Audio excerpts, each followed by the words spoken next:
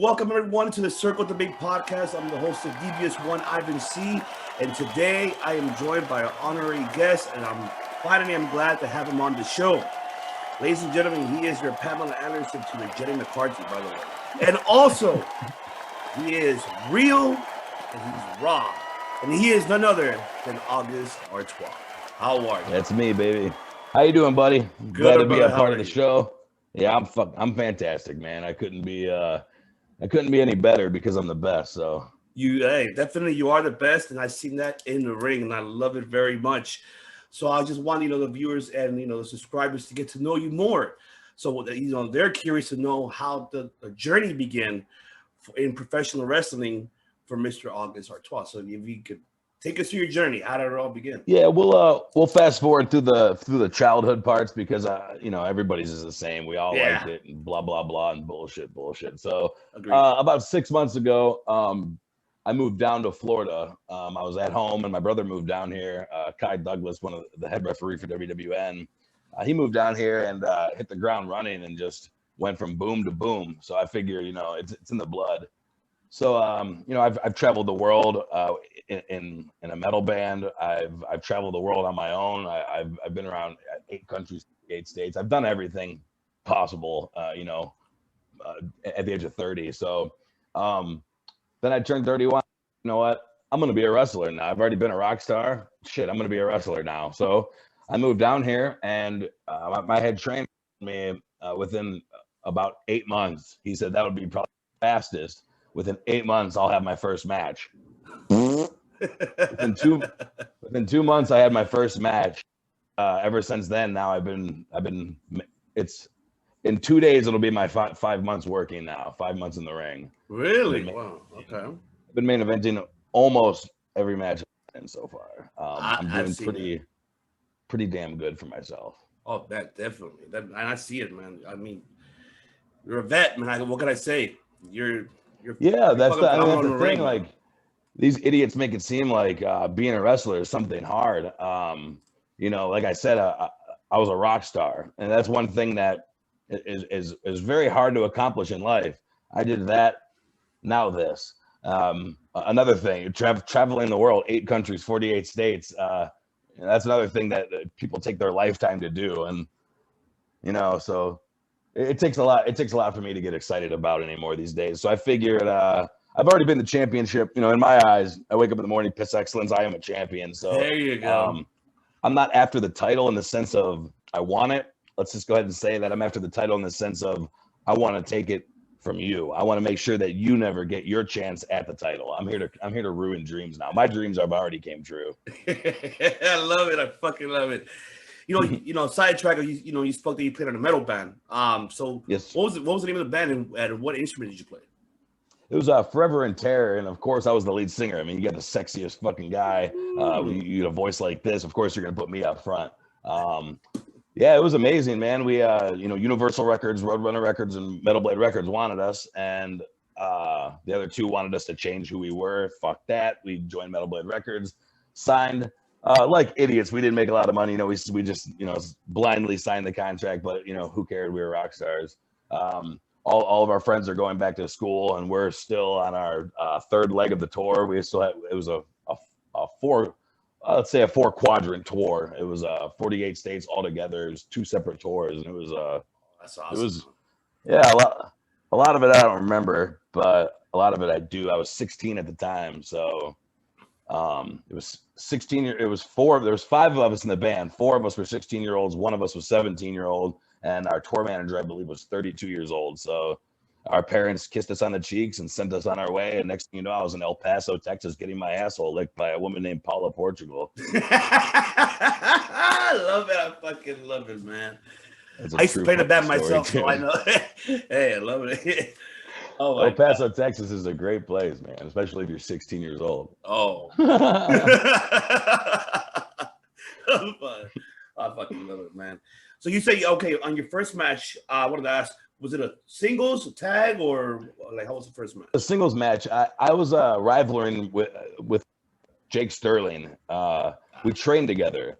So we were out of the whole class, you know, the other students, they were just there for me to, you know, practice my moves on in my eyes. Yeah. But then there was Jake Sterling, and that son of a bitch was just, you know, eye to eye with me. And, you know, we were really good friends. We were, you know, helping each other a lot. And then, you know, he likes to say that I got a little bit big egoed. My head got a little too big, but I just think I'm old school. I'm Sicilian. I come from the north, so there's only room for one in the pride. So we battled it out. He won the first match. I won the second match, and then we had our rubber match at Hollow Reckoning. You can check that out on Fight TV, ACW Hollow Reckoning, and that's that's when I climbed to the top of the fucking barricade and dove off, cross-bodied him. I did literally whatever it took, to beat him. I didn't beat him, but we ended up digging our rivalry back up not too long ago, and I won. And then we were in a 6-man tag, and both of us were in it, and I pinned him, and I won. So in my eyes, you know, next. I do see that because, you know, I did see you guys trying to, you know, relive that rivalry. You know, you guys going at it back and forth on social media, and I see the matches you had with Jake Sterling. I love it, man. You guys put a hell of a show. I could say that it's it went from love to hatred to respect. I'll never say that to his face because he's a bitch, but it is a respect thing, and I love going to war with him. I could say, like, anytime I know I'm getting in the ring with him, I'm gonna be drip dry of everything I have inside of me. It's gonna be all left in the ring. That's awesome, man. And what was the name of my apologies if I'm going backtrack. What was the name of the training academy that you trained? WWNTC. It's ran by WWN. We have the WWNTC. Our head trainer, Francisco Chiazzo, is who trains us. We're here in Newport Richey, Florida. Shout out real quick, Heath Schneider, the owner of ACW. He's the owner of the event center that we actually have our shows at. Just recently passed away 2 days ago. Yeah, condolences to his family. Yep. Hard times right now for us, but we'll definitely be getting back on our feet and doing every single thing from this point forward. Yeah, I just wanted to get that out there. Like I said, sad times for us right now, but, you know, in the wrestling business, and if he could come back and tell us one thing, it would be the show goes on. We got to keep doing this for him and keep going what he created and what he put so much time into. But back on track now. Back to August Artois. I just wanted to get that out of the way. All right, that's right, Mr. Artois. Yeah. Now, man.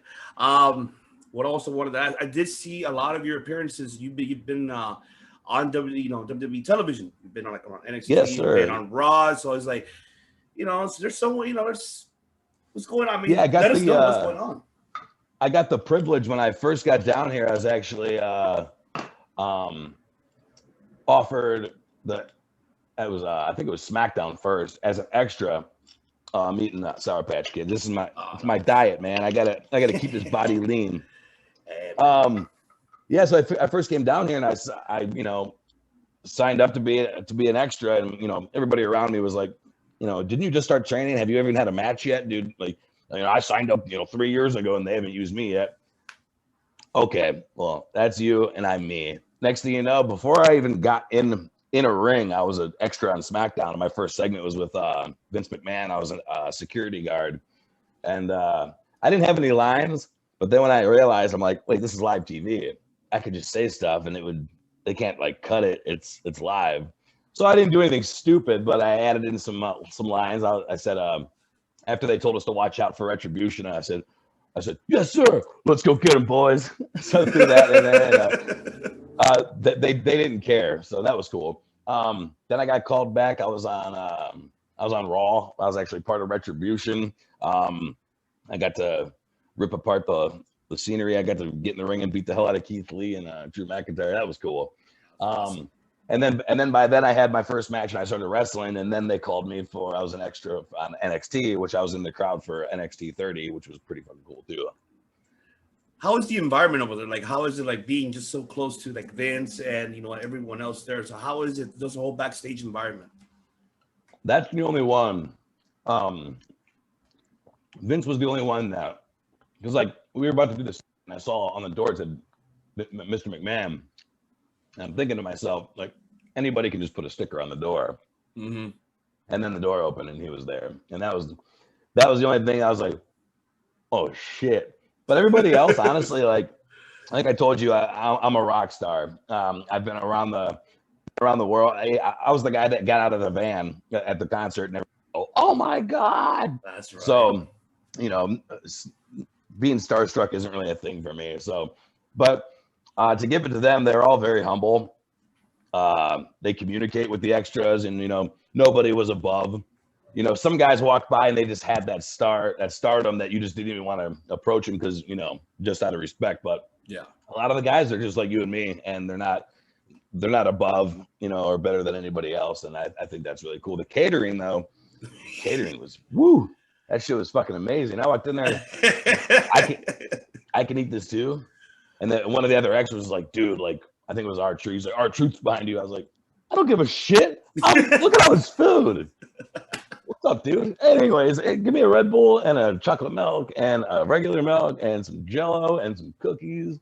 Oh shit! And then the food they had like smoked brisk ham and, you know, shit that I didn't even know existed. I didn't even know you could do stuff to ham like that they had. Oh, they had shit. everything. Yeah, and I keep hearing that they actually now upgraded their catering. Back then, I heard it was shit, so now it's like, okay, it's better than, you know, it used to be back in the day. So yeah, dude. When I got there, I mean, if you're gonna pay me the same for being an extra, I'd rather just sit back in catering and watch it on TV. Oh shit! I fucking love it, man. Oh my God!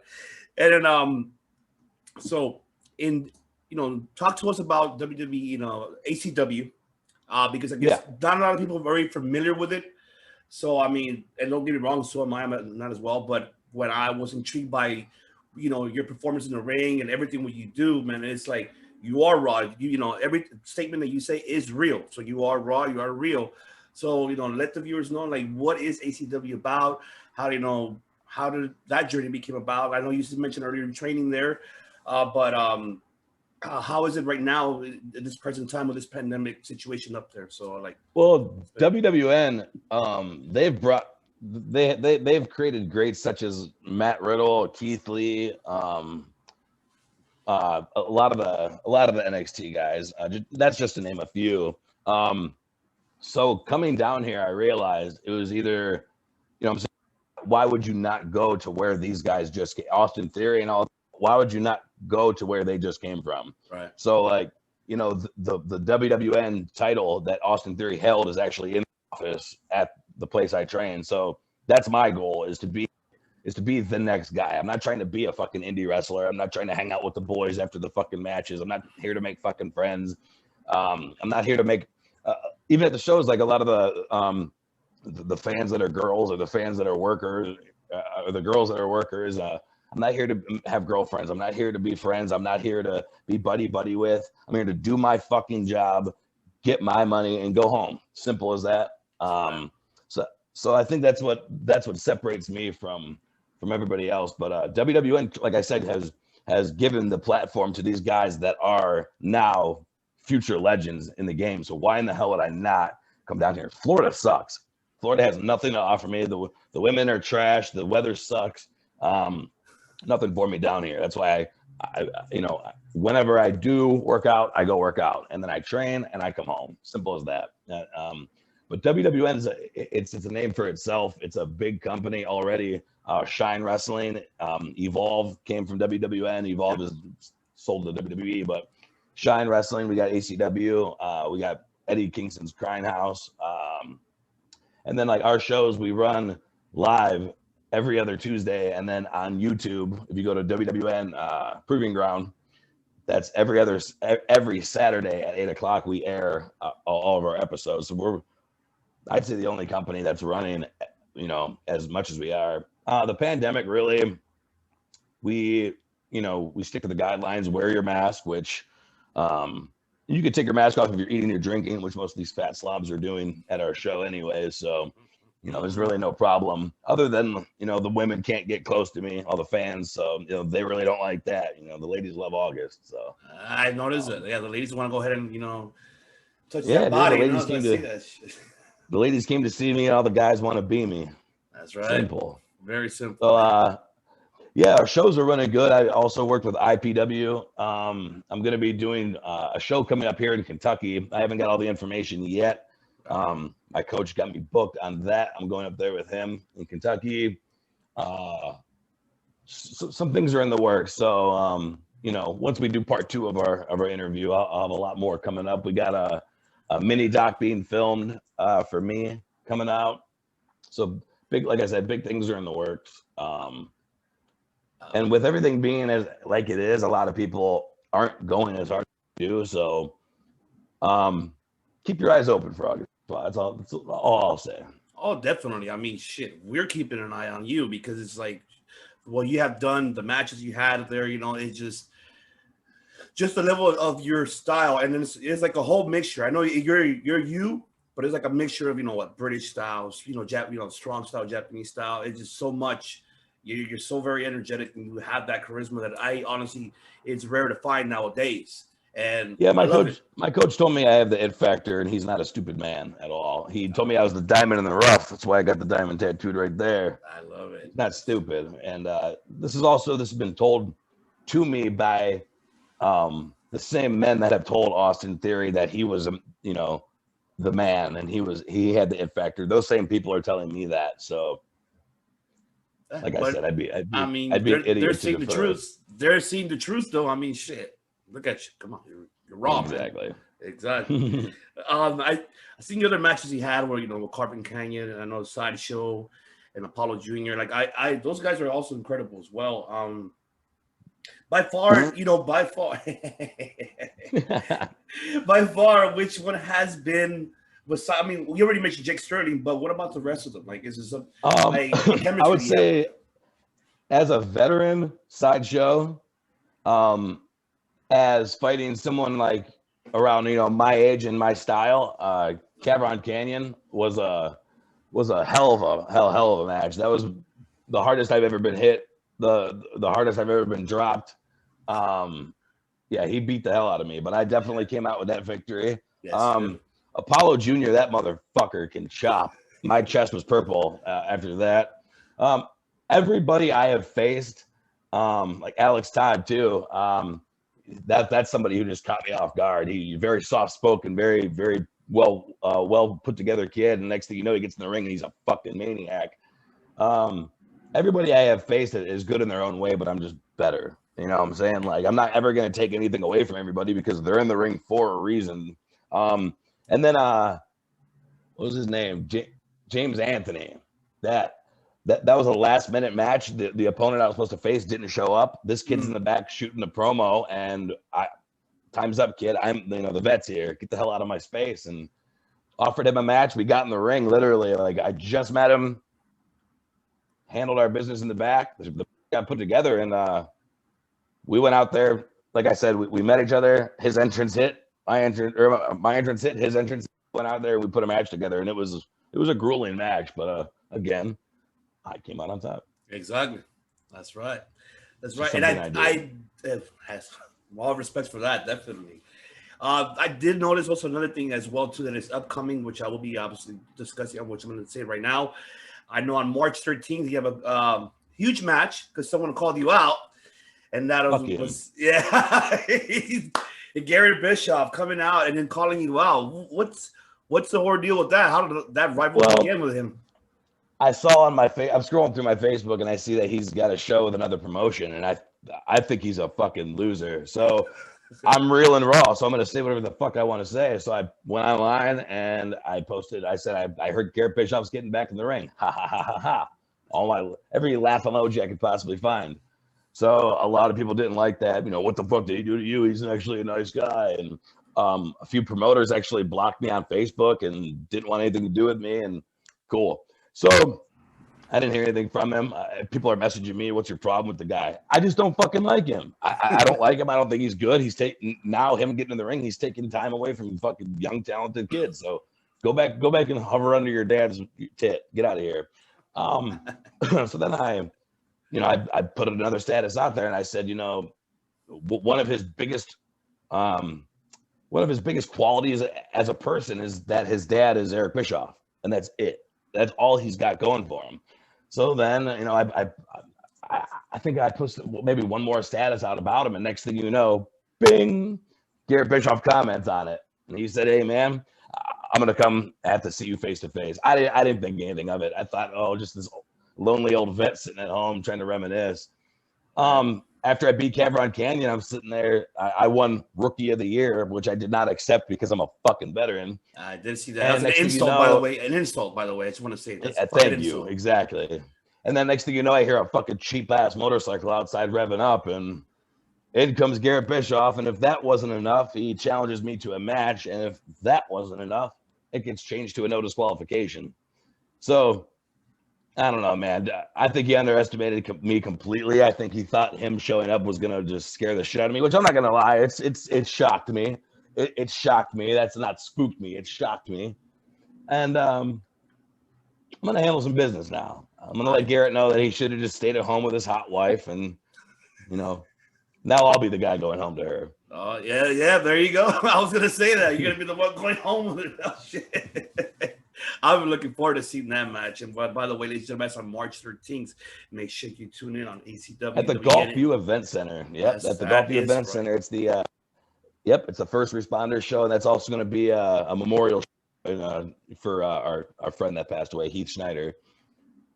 Definitely, I'm looking forward. And also, let's get into getting you, get to know you a little bit more.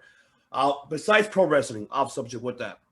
What's your hobbies, man? Besides working out, getting that, the lean up, but what else does the Mr. Raw and Real does on an off basis? Being one of the better fellas and making them all jealous.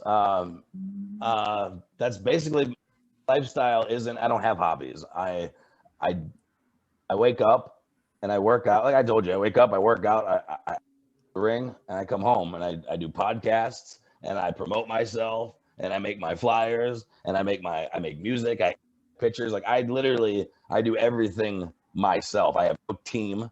So everything you see on my Facebook, you see my edited pictures, you see my little promo packages, you see the edits in my promos, you see my music, you hear my voice in my song. Like that's all me.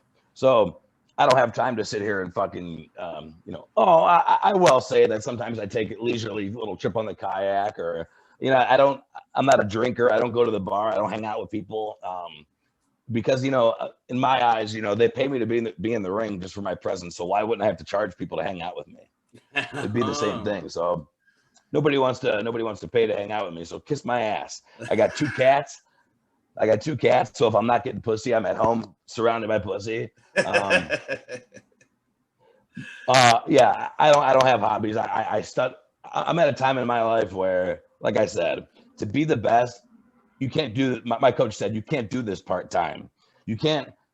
I like being a wrestler, but I'm gonna go to the bar with my friends, and I'm gonna go to the movies, and I'm gonna go to dinner, and I'm gonna go hang out, and I'm gonna go take. That's a lot of time wasted that you could be promoting, making your own merch, promoting yourself, getting yourself booked, getting out there more, doing podcasts, investing in yourself, because if you're not going to, who the fuck is? Definitely. So my hobbies consist of bettering myself daily, being better than I was the day before. That's my hobby. And what are your cheat meals? I know you have a strict diet, but what are your cheat meals though? You have the opportunity. Brother,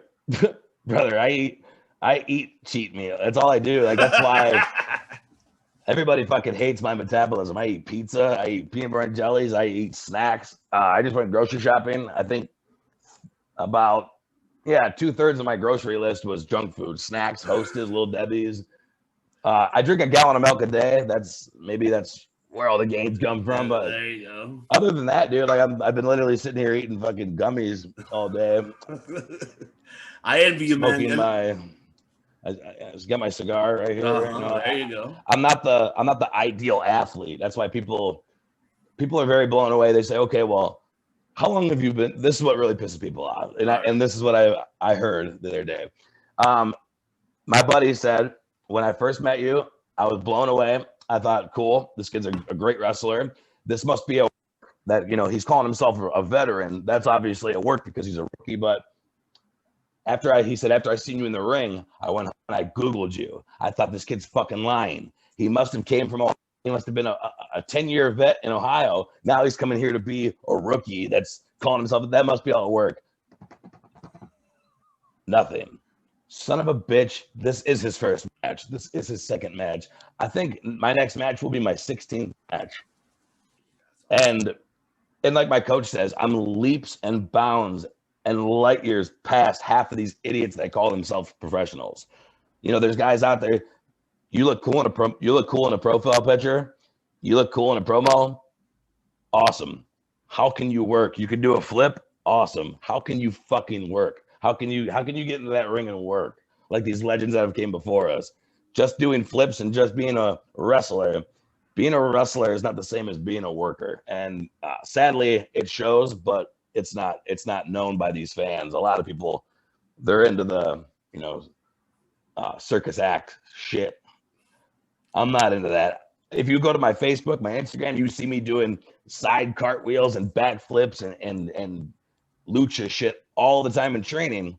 You'll never see me do it. Why would I do it? If I'm in a fight with you, why would I do that? I want to hurt you in the fastest way possible and make sure that you don't get up. So why would I put myself in danger? It's stupid.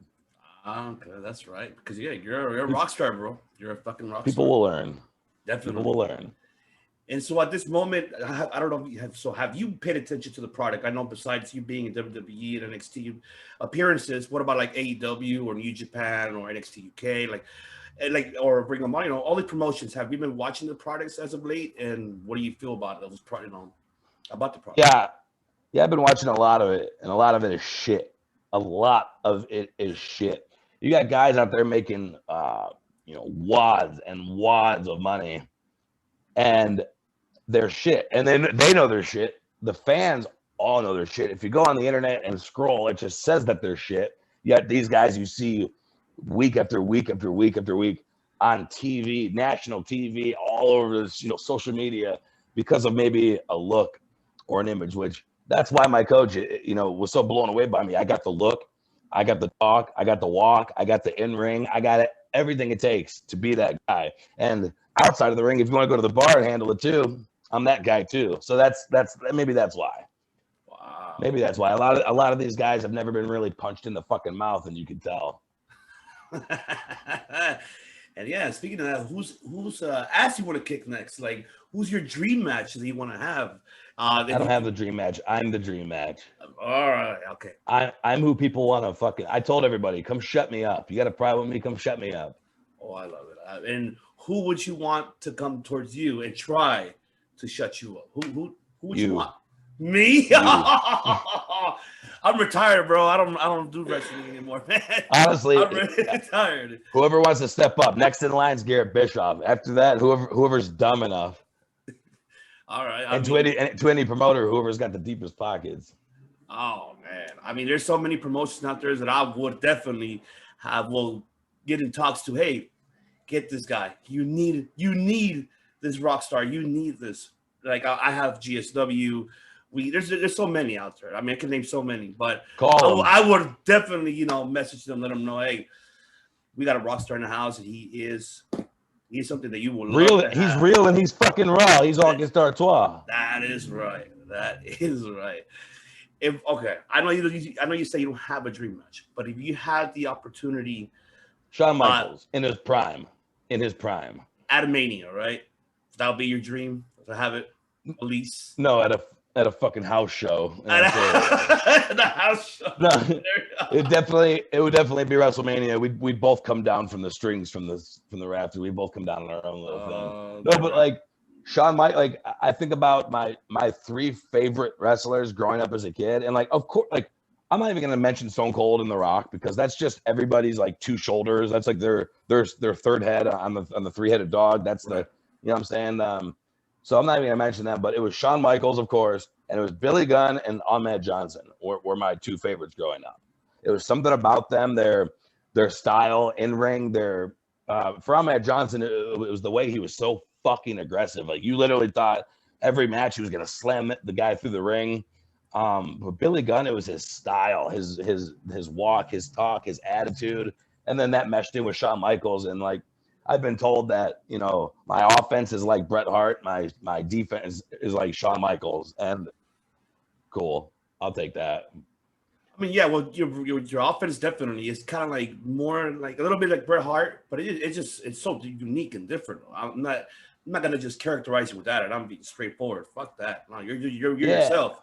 You're yourself, and that's what I like about it, and that's what I enjoy watching your matches. It's just you're yourself. You're raw, man. And on your defensive side, I mean, everybody is kind of equal. Yeah, I can say kind of like Sean, but like I said, you're your own style, and I love the fact how you take every style, mix it on your own, and then like I said, once again, it is rare when you see that in, a majority of talent nowadays. You kind of see more similarities. That's why a lot of them get compared to like Brett and Sean, Stone Cold, or, I could go on. Well, because they focus on one guy, like you mentioned earlier, the different strong style, like the British strong style, the Japanese, what I do is like, I don't want to just watch Shawn Michaels matches because then I'll look like Shawn Michaels. I don't want to just watch Bret Hart matches because then I'll look just like Bret Hart. So what I do is, Pluto TV, they got this new pro wrestling channel where it has matches from all over. They have matches from the 60s, the 70s, the 80s. They have women's matches. I watch everything. And, you might watch something from the 60s and go, I've never fucking seen anything like that these days. Like, wow, I'm going to, something I just watched the other night. Two guys I've never heard of before, and probably no one ever has heard of before. It was maybe like a 4 or 5 minute match. And one spot they did blew me away. And it was such a heel thing to do, but nobody even realized how heely it was. And that's like you said, that's where my uniqueness comes from, is that I don't come home and watch episode right now. Wrestling's on right now on mute in the background. Don't mind the bong. So, all right, man. You know what I'm saying? Like, I'm always watching wrestling. It's always on in the background. If I'm sleeping, it's on. The noise is on if I fall asleep on the couch. I don't understand the guys that want to do this as professionals. They want to get paid big money to do this, yet they go home and they watch, episodes of whatever's on Netflix with their girlfriend, and I'm saying they're out on dates or ice skating and hanging out and watching movies, and to me, it's all fucking a waste of time. If you want to do this professionally, you want to do this full time, you're wasting your time with anything else in life that's going to steer you away from this. Once you make it, then you can sit down with Bob Ross and paint the picture, or you can go out on a nice leisurely walk. Once you made it, once you're there, and you can take that time, do it. But right now, there's millions of professional wrestlers out there, and there's this, there's this many wrestlers, and there's this much room for people to get signed. So I want to be that. I want to be one of these guys. And I think definitely you are heading towards that path, and I see it. And I'm hoping that, either AEW or either New Japan, because I would like to see you and Naito in New Japan. I think that's one of I love it. Two different, I'm not saying character-wise at all, just the personalities. It will be amazing to see you and Naito, Tetsuya and Naito going at it. I love it. I love to see that. I would definitely go to Japan. I'd like to, but as long as I can take my cats with me, I'm cool. Yeah, I don't think it should be an issue with the cats. I mean, all very, very, very humble over there in Japan. I mean, definitely. And also the Impact. Also, I would like to see you in Impact. I think you can be the star for Impact. For the future. I fucking think that too, dude. Thank you for saying that. I'm actually, I sent my stuff in. I've been emailing. I've been even like trying to figure out people's emails by just typing in random shit and sending it in and get the message. Valid email. Well, try a one then. You know what I'm saying? Like I'm fucking hungry, dude. And like as I sit here and eat gummies and I rack myself with Little Debbie's and Hostess, I'm still fucking hungry. And that hunger is only gonna get, it's only gonna get conquered by being fed with a contract. So I have the pens. I have 3, 4, 5 pens sitting here. I just need a contract. But these companies need to know that it's not gonna be, I'm signed, here's me. I'm going to keep getting better. My goal is to be better every day than I was the day before. And I'm willing to do the things that a lot of people aren't doing. I'm willing to do that Attitude Era off the top shit. I'm willing to give these fans exactly what they paid to come see you. Definitely. And I do see that when they come see you, they get what they want. And you give them what they want. And I see that shit. And the guys who are jealous, sorry, bro, you can't. I mean, you can't. I mean, my thing is like everybody's got that image when they wake up in the morning of somebody like the coolest, the funniest, the fastest, the toughest, the baddest. They have that image in their head of what that is. Now imagine going on Facebook, and you see my fucking profile picture, or you see all that shit, and you're like, fuck, that's what I think of. Like, that's that image I have in my head. That's Auguste Artois. Wow. Some people are like, cool, he's so cool. But some people are like, fuck him. I don't blame the fuck him people. I just, they should maybe attach themselves to my underbelly and just follow me on the journey. But I'm offering a teat to suckle on, because once it's too late, it's too fucking late. If there is no remember me, no, I fucking don't. Because if you look around right now, there ain't nobody around, and it's gonna stay that way. Nothing's gonna change. Remember me? Do you want to be friends? No, fucking I don't. I have cats. Stab. See, I was gonna invite you one day here to California, man. Here in LA, I was gonna tell you this. Go to the bar or something once everything open up. But yeah, you're not a worker though, so of course I'll come out and visit you. These fucking assholes can go to hell. All right, definitely. Yeah, because you know what, people here in SoCal will love you to see. Love to see you. Oh yeah, dude. They love me at 16, so they're gonna love me when I'm fucking my age now. Hell yeah, most definitely. Because I'm just hoping this shit gets done with this whole global pandemic bullshit. The doors are open. I'm hoping the doors will fully open soon, and we could finally, as fans, are able to go ahead and go attend to these live events and see him in person, bro. I think that's what's really missing. I know, seeing it without no crowd, it just is a whole different atmosphere. It's not the same. We have crowds. That's what's cool about Florida is Florida doesn't. I guess we don't give a shit about anything. So. We still have fans. Like we still get to have our show, especially the outdoor shows. Those ones are packed. Yeah. So, yeah, we still have good shit going on. We're one of the lucky ones. We got shows going on, like I said, Kentucky, Alabama, and South Carolina, North Carolina. There's still a lot of states running, which we're the lucky ones. Yeah, I mean, right now it's like because we do have a friend of ours, Dustin Starr, he's owner of Championship Wrestling from Memphis. They're really gonna have their the first shows. And they're really going to start doing TV taping. So I'm glad that Memphis is now opening up again. And, Memphis is a big, large territory in the wrestling industry. That's, they have the Lawlers, the Jarretts. I mean, Bill Dundee's. I could go on with that, but there's so many legendaries. And hopefully here as well in LA, we have Pro Wrestling Guerrilla, PWG. We do have Championship Wrestling from Hollywood, United Wrestling Network. So I'm just hoping that this shit's open up, and I'm gonna be hitting all these promoters, man. To book you, man, because you deserved and you need to be exposed in every promotion as possible. Because, like I said, you're heading already towards that path, and I hope somebody fucking one day, like, here's a contract. That's what I fucking want to see. That's what I want to see. I appreciate that, brother. I appreciate that. Oh man, definitely, man. I don't want too much taking away your time, and then before we leave, I just want to ask this. Just want to ask one last question. Maybe I do have someone who wants to really challenge you. It ain't me though. It ain't me. I could probably get maybe. I would like to see a match because there's another guy that we vouch for and we actually promote as well, and that's his name is Super Nitro. I will get him. He's more in the up in the East Coast, more in the New York, New Jersey area.